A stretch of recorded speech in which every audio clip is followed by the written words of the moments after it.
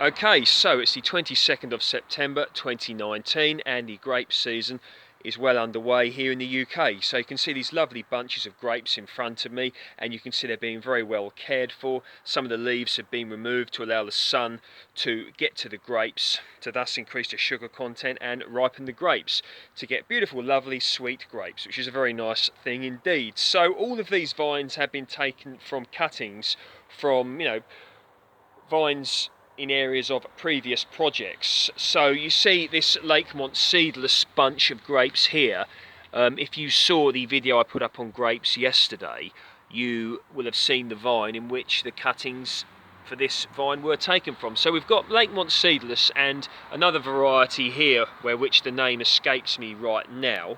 But if you've seen my video entitled How to Grow Grapes in the UK, you will have seen the vine where the cuttings for this came from. So all of these grape bunches are, basically being grown for free. So if you want a bit of money saving, think about how much the cost of these grapes would cost you from a shop, or think of the good things you're doing here for a bit of nature as well, and beauty, aesthetics, looking absolutely lovely. Grapes have been grown in the UK since the Roman times. It's very possible to grow grapes here, and one of my sort of things I like to put over on my, or try to put over on my YouTube channel, is it's very possible to grow grapes here, and it's a massive misconception that the grapes that are grown here are sour and sweet, because indeed it's not the case, and particularly more so not the case now with the modern day varieties. So looking at these bunches of grapes, it really does spur me on with my own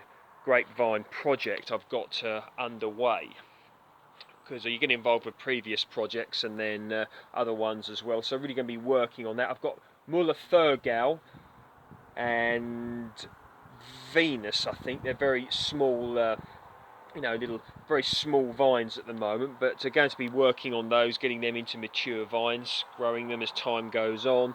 I've got Lakemont seedless, I've got what else? I've got Muscat Blight and Autumn Royal. So over the next few years, really going to be working and concentrating on vines.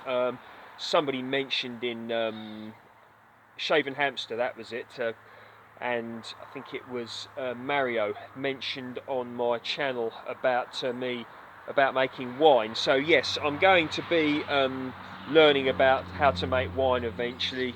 I know people who can teach me how to do this. I don't know very much about it at all, but it's certainly something I really want to get into, and long term as well into making cider. So yeah, just loads to learn, loads to do. Can't do everything at once.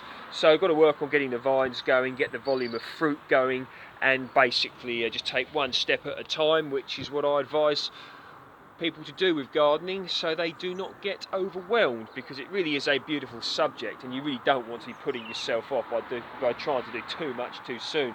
So this vine here, the Lakemont seedless, actually has been set in the pot. Now this is an intriguing thing to do, because as long as the vine's not too old, if one moved or whatever, they could pull the pot out of the ground and take it with them. So of course, if the vine is mature, it's highly likely that it will break through the bottom of the pot, I would imagine, simply because grapevines do go down deep. But I have read before that if grapevines reach something they can't get through, in the sense of a foundation or a footing or something, they don't keep pushing at it like like a tree would. So they do say that you can put grapevines up against buildings, not worrying too much about the subsidence. So I read this. I cannot confirm that this source is correct, so please don't go setting grapevines up against things on my say so. You must do your own research on that. I don't want to be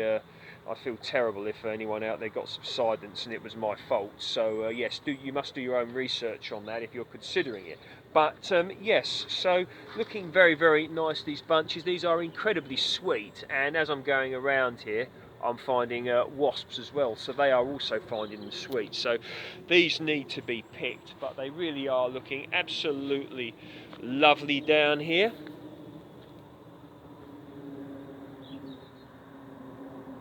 We'll have a quick look at the vegetable bed here, and fruit as well, regarding the tomatoes. You can see the tomatoes are ripening Lovely down here, looking very, very good, healthy indeed. This beetroot is positively epic.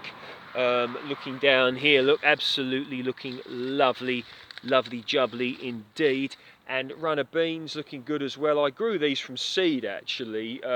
These are the same variety I've got at my own project, and that is variety best of all. And a lot have come from here already. You can see we're really starting to make some good size here. Absolutely lovely. Got the old yellow courgettes down there as well, all looking gorgeous and lovely. Got the dwarf beans here. Now these are a brilliant thing to grow because you can put them in later. Too late now though in this climate, but you can sow these in sort of August and still get your crop around now. So these are dwarf beans, and these are the bush variety. Brilliant thing to grow, absolutely lovely. I have known people use these, you know, people who come from foreign lands here in the UK, and they use these as a substitute for yard-long beans. Yes, so but these are beautiful, using stir fries, absolutely lovely. I really like these, and looking absolutely just lovely, lovely. Bit of the old golden delicious up there, look, just try and get it into focus. There we go, see that, look?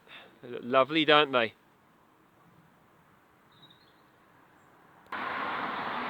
Can get a bit of scab if grown here in the UK. They generally, as an apple, they prefer this variety, Golden Delicious, prefer a warmer sort of climate, maybe like south of France, South Africa, warmest parts of America, you know, but perfectly possible to grow them here. I remember before I grew some of these up against a south-facing wall, and actually they did benefit from that, and I don't remember the cases of scab like these have got, but you know, this is cosmetic. If it bothers you that much, one can peel them off, you know, peel the scab off. Okay, so the tail end of the native plums, these are probably past their best now, but the variety, these are called bullace plums, B-U-L-L-A-C-E. You don't see too many of them these days, but they really are beautiful and sweet, and they're lovely for making jam. So I recommend, you know, bullace, if you can find them, try some. But you know, very well, you know, no such thing really, but they could be considered an old-fashioned plum, but very, very much, you know, worth looking into, bullace. So it's all looking absolutely lovely, and if you like my work, please feel free to like, share and subscribe, and enjoy the rest of your Sunday. See you next time.